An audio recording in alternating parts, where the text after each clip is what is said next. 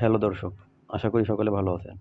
আজ আমি আপনাদেরকে দেখাবো কিভাবে WhatsApp থেকে ছবি দিয়ে স্টিকার তৈরি করবেন। অর্থাৎ আপনি চাইলে আপনার প্রিয়জনের বা পছন্দের অথবা আপনার নিজের ছবি দিয়ে স্টিকার তৈরি করতে পারবেন।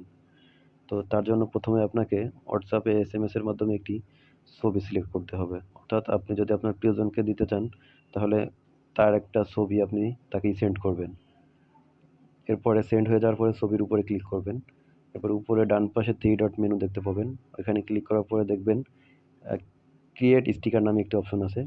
ক্রিয়েট স্টিকার এর উপর ক্লিক করার পরে দেখবেন WhatsApp থেকে অটোমেটিক্যালি ব্যাকগ্রাউন্ড রিমুভ হয়ে একটি স্টিকার ক্রিয়েট হয়ে যাবে। এই স্টিকারটি আবার আপনি চাইলে কাস্টমাইজ করতে পারবেন। বিভিন্ন ধরনের ইমোজি বসাতে পারবেন স্টিকারের উপরে। স্টিকারের উপরে আপনি হ্যান্ড রাইটিং করতে পারবেন।